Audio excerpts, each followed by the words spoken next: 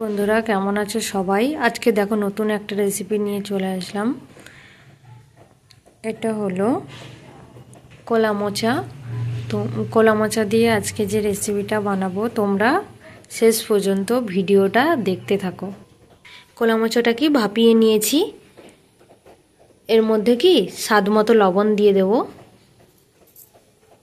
হলুদ গুঁড়ো দিয়ে দেবো, স্বাদ মতো চিনি,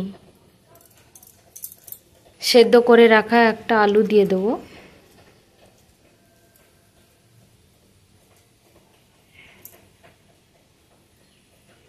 এর ওপরে কি বেটে রাখা মশলা দিয়ে দেবো। এর মধ্যে আছে কাঁচা লঙ্কা, আদা রসুন, জিরে, গোটা গরম মশলা, সব কি একসঙ্গে বেটে নিয়েছি। এবার কি ওইটা দিয়ে দেবো।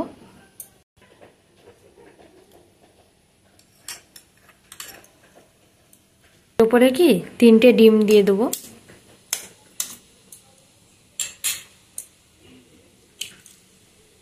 তিনটে ডিম দিয়ে দিয়েছি। এবার কি সবগুলো মিশ্রণ একসঙ্গে কি মাখিয়ে নেব।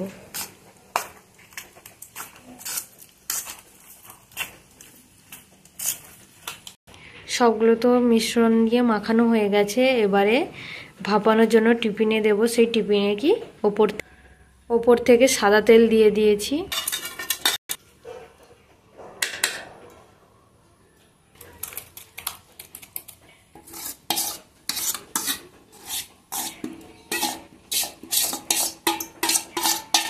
ওইটাকে ভাপানোর জন্য কড়াই বসিয়ে দিয়েছি, তাতে কি জল দিয়ে দিয়েছি আর স্ট্যান্ড বসিয়ে দিয়েছি। তার মধ্যে টিফিনটা বসিয়ে দেবো। ঢাকা দিয়ে 10 মিনিট ভাপাতে হবে। দেখো বন্ধুরা, ভাপানো হয়ে গেছে। হয়ে যাওয়ার পরে কি বের করে আর কি পিস পিস করে কেটে নিয়েছি। তারপরে কি ভাজার জন্য কড়াইয়ে তেল দিয়ে দিয়েছি। তেল গরম হয়ে গেছে। এবার কি ভাজার জন্য এগুলো দিয়ে দেবো।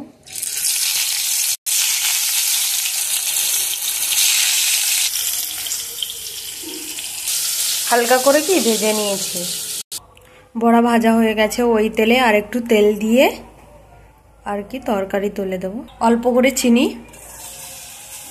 চিনিটা দেওয়ার কারণ হলো তরকারির একটু কালার আসার জন্য প্রথমে কি চিনিটা দেওয়া।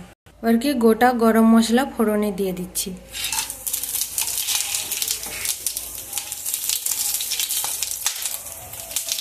কুচনো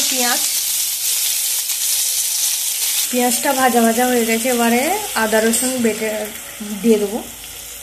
কুচিয়ে রাখা টমেটো, পরিমাণ মতো লবণ, হলুদের গুঁড়ো, গুঁড়ো লঙ্কা, এর ওপরে কি চালমগজ আর বেটে রাখা পোস্ত সব একসঙ্গে কি দিয়ে দিচ্ছি। মশলা থেকে তেল ছেড়ে গেছে। এবারে জল দিয়ে দেবো।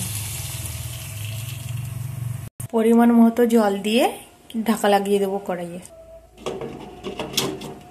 হয়ে গেছে বন্ধুরা। এর ওপর থেকে কি গরম মশলার গুঁড়ো দিয়ে কি নামিয়ে নেব। ধনেপাতাও দিয়ে দিচ্ছি।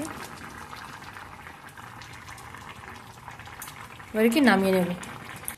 দেখো ঢেলে নিয়েছি। খেতেও খুব সুন্দর হয়েছে। তোমরাও কি এইভাবে বাড়িতে তৈরি করে খেয়ে বলবে কেমন হয়েছে। ভিডিওটা ভালো লাগলে লাইক, কমেন্ট, শেয়ার আর চ্যানেলটা সাবস্ক্রাইব করে দেবে। টাটা সবাইকে।